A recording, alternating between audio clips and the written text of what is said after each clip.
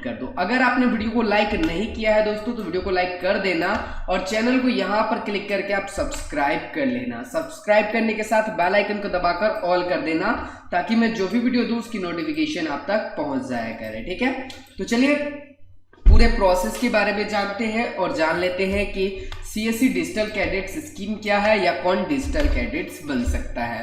तो सबसे पहले आपको गूगल पे आना है और आपको सर्च करना है SARKARIYOJANA सरकारी योजना।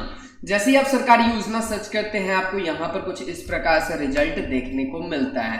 ठीक है, तो यहाँ पर एक वेबसाइट खुलकर आएगी। यहाँ पर सिंपली आप URL ध्यान से देख लीजिएगा, इसी पर आपको क्लिक करना है।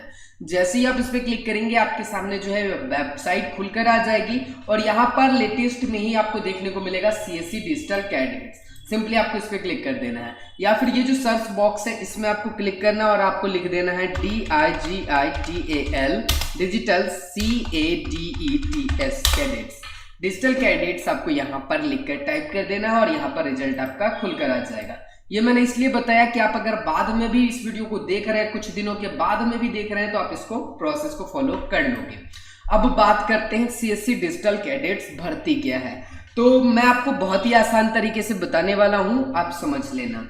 यहाँ पर कोई भी व्यक्ति, महिला, पुरुष या बेरोजगार व्यक्ति जो 10वीं पास है, जिनका उम्र 18 वर्ष से अधिक है, इसके तहत आवेदन कर सकता है। अब डिजिटल कैडेट्स कौन हो सकता है, क्या काम करना होता है? तो डिजिटल कैडेट्स का बेसिकली काम सीएससी की सर्विसेज की होम डिलीवरी करना है। यानी सीएससी के अंतर्गत कोई भी सर्विस है, जैसे कि मान लेते हैं डीजीपे है जिसमें ट्रांजैक्शन करना होता है, या सीएससी मोबाइल ऑपरेटर यानी मोबाइल से ऑपरेट होने वाले जितनी सर्विस है, जैसे कि पीएम किसान में रजिस्ट्रेशन हो जाता है, या फिर किसान ई पोर्टल की जानकारी हो जाती है, या किसान ई मार्ट की जानकारी हो जाती है। तो ये सभी सर्विसेज इन डिजिटल कैडेट्स को ग्रामीण इलाके के व्यक्ति तक पहुंचाना है, उनके घर पर जाकर ये सर्विस देनी है, सुविधा देनी है। इस सुविधा के एवज में सीएससी संचालक के द्वारा उन्हें एक निश्चित कमीशन दिया जाएगा। कॉमन सर्विस सेंटर के द्वारा एक निश्चित सैलरी दी जा सकती है। सैलरी के ऊपर अभी कोई भी जानकारी नहीं आई है, आगे मैं आपको बताऊंगा जब भी सैलरी के ऊपर जानकारी सीएससी के द्वारा दी जाएगी। अब बात करते हैं सीएससी डिजिटल कैडेट्स की स्थापना या इसकी शुरुआत कब की गई। तो सीएससी की 11वां स्थापना दिवस यानी सीएससी दिवस के शुभ अवसर पर सीएससी डॉक्टर दिनेश कुमार त्यागी यानी सीएससी के जो सीईओ हैं डॉक्टर दिनेश कुमार त्यागी जी के द्वारा सीएससी डिजिटल कैडेट्स स्कीम की शुरुआत की गई। और इसका जो मुख्य उद्देश्य है गरीबों में रोजगार का अवसर प्रदान करना, महिला सशक्तिकरण को बढ़ावा देना, ग्रामीण क्षेत्र की महिला को ऊपर लेकर जाना, महिलाओं में रोजगार के अवसर प्रदान करना और भी बहुत सारे काम यहाँ पर किए जाएंगे। और डिजिटल युग को प्रमोट किया जा रहा है, डिजिटल इंडिया को प्रमोट किया जाएगा। बीएलई जो है 500 से अधिक सर्विस को अकेले हैंडल नहीं कर सकता है।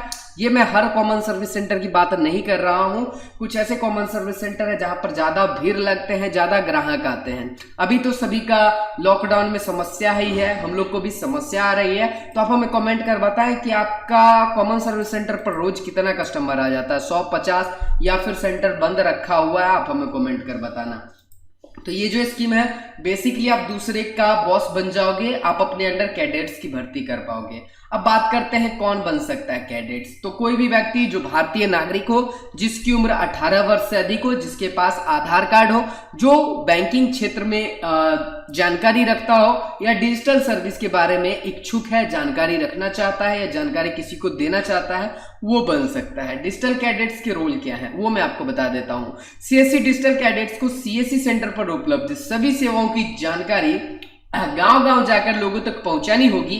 साथ ही जिन लोगों को आवश्यक हो उन्हें डोर स्टेप सुविधा भी प्रदान करना होगा। यहाँ पर आप पूरा पढ़ लीजिएगा, बहुत ही डिटेल में आपको बताया गया है। स्कीम के बारे में ट्रेनिंग वगैरह की जानकारी भी आपको बहुत ही डिटेल में दी गई है। कोई भी व्यक्ति जो है 10वीं पास इसके तहत आवेदन कर सकता है और उसकी क्वालिफिकेशन एजुकेशन लेवल के हिसाब से उसको काम दिए जाएंगे।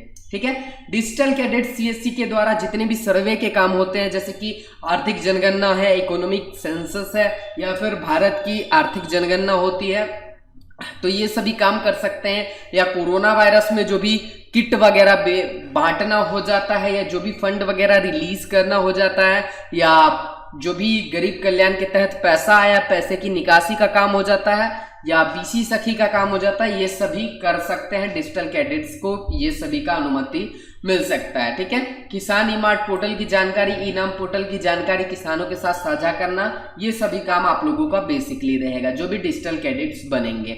अब डिजिटल कैडेट्स को क्या मिलेगा, तो डिजिटल कैडेट्स को काम करने के एवज में एक इंसेंटिव कमीशन मिलेगा जो CSC VLE के द्वारा प्रदान किया जाएगा। आधिकारिक जानकारी अभी नहीं दी गई है, आगे मैं आपको रजिस्ट्रेशन की जानकारी दूंगा। और उसके बाद जो है इसके तहत सुनने में ये भी आ रहा है कि डिजिटल कैडेट्स को 1500 रुपये मंथली सैलरी के रूप में मिलेगी, लेकिन इसके ऊपर आधिकारिक जानकारी नहीं दी गई है। जैसे ही कोई ऑफिशियल अपडेट या ऑफिशियल ट्वीट CSC के माध्यम से आता है मैं आपको बता दूंगा, या फिर यहाँ पर आपको अपडेट कर दिया जाएगा जिसको आप चेक कर पाएंगे। यहाँ पर आपको बताया गया है salary and incentive of CSC digital cadets. तो जो भी डिजिटल कैडेट्स अपना रजिस्ट्रेशन करना चाहते हैं वो अपने नजदीकी कॉमन सर्विस सेंटर पर जाएंगे। नजदीकी कॉमन सर्विस सेंटर कैसे ढूंढना है मैं आगे आपको बताऊंगा। नजदीकी कॉमन सर्विस सेंटर पे जाएंगे और उसके संचालक को संपर्क करेंगे और उनको कहेंगे कि सर हम डिजिटल कैडेट्स के तहत अपना रजिस्ट्रेशन करना चाहते हैं। अगर कॉमन सर्विस सेंटर संचालक इच्छुक है, आप देखने में या फिर काम के एवज में आप सही हैं, आपका क्वालिफिकेशन अच्छा है, नॉलेज आपके पास अच्छी है, तो डिजिटल कैडेट के तहत आपका रजिस्ट्रेशन कॉमन सर्विस सेंटर संचालक के द्वारा कर दिया जाएगा। ठीक है, आपका बॉस जो है कॉमन सर्विस सेंटर संचालक ही रहेगा, उनके हिसाब से ही आपको काम करना है। क्या क्या मिलेंगे, तो आपको यूजर आईडी पासवर्ड मिलेगा CSC SPB के द्वारा, एक free T-shirt cap ID card आपको दिया जाएगा CSC SPB के द्वारा। उसके बाद जो है आपको CSC सर्विस के ऊपर ट्रेनिंग दी जाएगी, जिसमें ट्रेनिंग आपको CSC VLE के द्वारा दिया जाएगा और CSC SPB के द्वारा भी आपको ट्रेनिंग दिया जा सकता है। तो ट्रेनिंग मिलने के बाद आप जो है काम कर सकते हैं।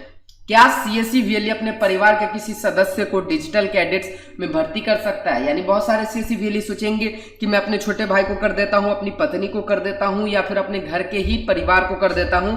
तो दोस्तों ऐसा नहीं करना है। जो भी गरीब जो भी गरीब व्यक्ति हैं, जो शिक्षित हैं, जिनको रोजगार की जरूरत है, जिनको पैसे की जरूरत है, जो आर्थिक रूप से कमजोर हैं, उन लोगों को आप भर्ती लो ताकि उनको एक रोजगार मिल सके, आप लोगों को उनकी दुआ भी लग सके और काम भी अच्छे से हो सके। पूरी ईमानदारी से वो लोग काम भी करेंगे। अगर अति आवश्यक है तब आप अपने परिवार के किसी सदस्य को डिजिटल कैडेट्स बना सकते हैं। अब रजिस्ट्रेशन कैसे करना है, बहुत ईजी है। सबसे पहले आपको जो है डिजिटल सेवा पोर्टल पे चले जाना है।